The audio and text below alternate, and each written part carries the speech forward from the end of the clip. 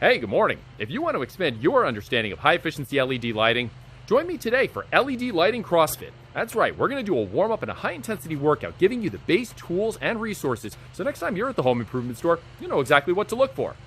I want to thank all the guys at Tri-State LED for the past 5 years gave me that base understanding that we're going to bring to you today. So stay tuned, go warm up, and it'll be a lot like our landscape CrossFit workouts. 10-second sprints! On your marks, get set, let's go! 10 seconds! No, well, but I'll see you there. LED lighting stands for light emitting diode. The reason these lamps are more efficient than your old incandescent or even fluorescent bulbs is because most of their energy is converted to light instead of heat. That's why they're not hot to the touch. While LED lighting generates significantly less heat, more importantly, that translates to tremendous energy savings, typically using between 80 and 90% less electric than an old incandescent bulb that we used to use. Additionally, LED lighting, like all lighting, comes in a variety of shapes and sizes to consider.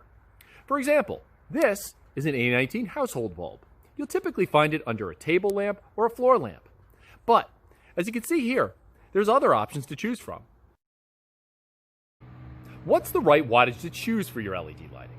If you run with the rule of thumb that LED lighting uses about 10 to 20% of an old incandescent bulb, you're on the right track. Let's take an example. In your living room, let's say you need to replace a 60-watt bulb for a floor or table lamp. You're going to go with a household bulb for LED. This one uses about 8.5 watts. But that's probably going to be too bright for a bedside lamp in your bedroom. There, you may want an equivalent to a 40-watt bulb and jump down to roughly a 6-watt LED. Most of us already understand that LED lighting is far more efficient and are also generally comfortable with the style and look we're trying to pick out for our lamp. But it's usually the color that trips everybody up. Is it blue, warm, neutral? Pay attention to this next slide. This will really help you out.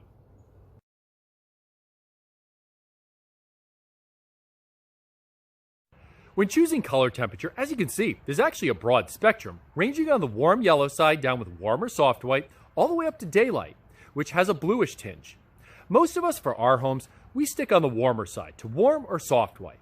But just be careful when you're purchasing this, because warm and soft white can actually be used interchangeably and have slightly different variations of how warm they are. Color temperature is actually measured in degrees Kelvin.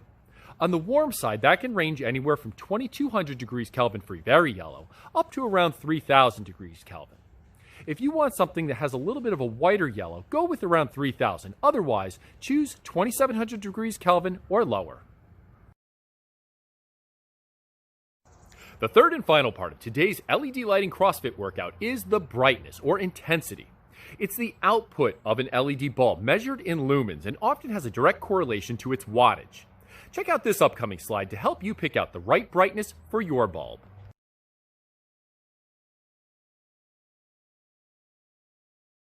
The chart that you just saw gives you a great basis for understanding lumen output or brightness at certain types of wattages.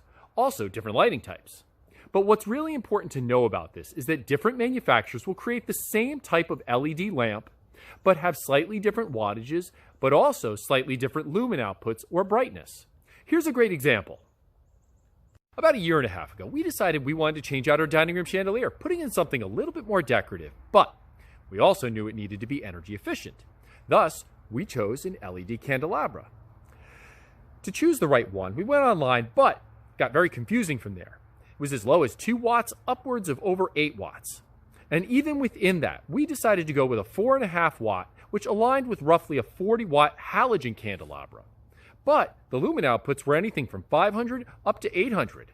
That's a big variation. We decided to split the middle, went with 600 lumens for our 4.5 watt candelabra because we knew that we were also going to dim it. Thus, we could just simply turn it down, giving us enough brightness if we needed great task lighting as well as ambient lighting for people who are over for dinner. Thanks for joining today, and stay tuned for next time when we dig a little bit deeper, talking about the other LED lighting options, including recess as well as control options. We'll also visit the home improvement store to show you exactly where you can find the options we discussed today. Remember to hit like if you enjoyed this video or share with a friend, and keep following for all things green.